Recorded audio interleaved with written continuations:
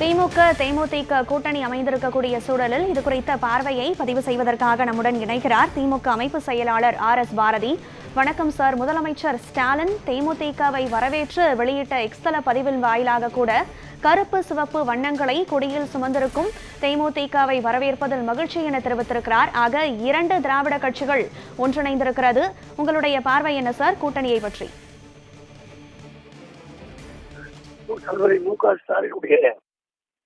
ஆட்சி செல்வாக்கு நாளுக்கு நாள் உயர்ந்து கொண்டே இருக்கிறது.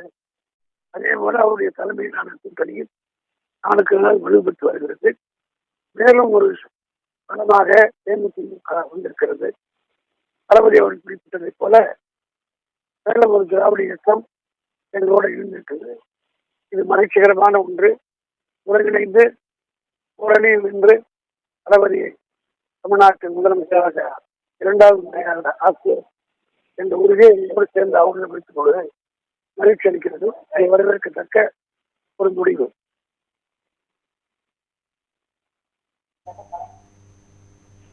சார், அடுத்த கட்டமாக இந்த சட்டமன்ற தேர்தலில் உங்களுடைய இந்த கூட்டணியானது எந்தவித தாக்கத்தை ஏற்படுத்தும், எத்தகைய ஒரு பலத்தை உங்களுக்கு ஏற்படுத்தும் என நீங்கள் பாக்குறீங்க சார்?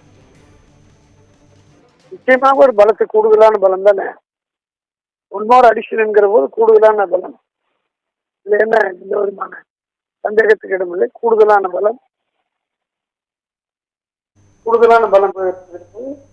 நாங்கள் எதிர்பார்க்க தாங்கக்கூடிய அளவுக்கு வெற்றி அமையும் என்ற நம்பிக்கை இருக்கிறேன்.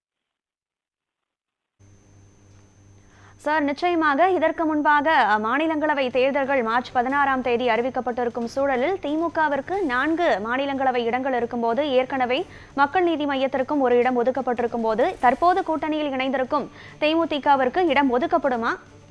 சொல்லுங்க சார். எந்த முடிவு எடுத்தாலும் நல்ல முடிவாக இருக்கும். கட்சியின் நலனுக்கும் நாட்டின் நலனுக்கான முடிவாக இருக்கும். அதை திராவிட முன்னேற்ற கழகம் முழுமனதோடு ஏற்றுக்கணும். Okay sir. 11 ஆண்டுகள் 10 ஆண்டுகள் கிட்டத்தட்ட கழித்து 2016 கழித்து 2026 இந்த கூட்டணி சாத்தியமாகி இருக்கும் போது இந்த கூட்டணி அரசியல் ரீதியாக அரசியல் களத்தில் என்ன தாக்கத்தை ஏற்படுத்தும் சார்? நிச்சயமாக மு.க. ஸ்டாலினுக்கு கூடுதலாக ஒரு பலத்தை தேடிக் கொடுக்கும். ஆட்சிக்கு திமுகவுடைய கூட்டணிக்கு பெரிய பலத்தை தரக்கூடிய வகையில் அமைந்திருக்கும்.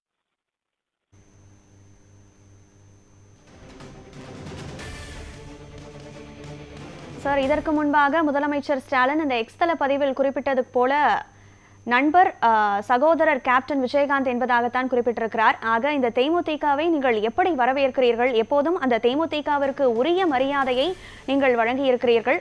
இப்போது இந்த வரவேற்பு எப்படி இருக்கிறது உங்களுடைய கூட்டணியில்?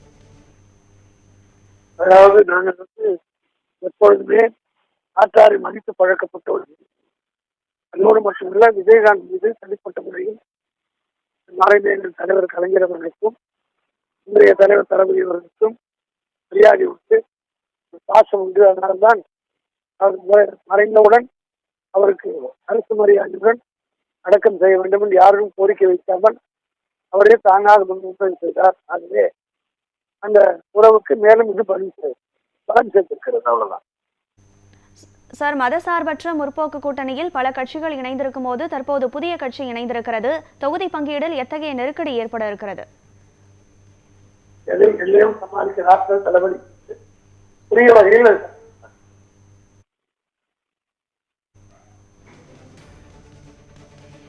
சார், திமுகவிற்கும் காங்கிரசிற்கும் இடையேயான இந்த உறவில் சற்றே விரிசல் ஏற்படுவதாக அரசியல் களத்தில் பேசப்படும் நிலையில் அதற்கு மாற்றாக இப்போ தேமுதிக உள்ளே நுழைந்திருக்கிறதா? உங்கள் பார்வை என்ன சார்?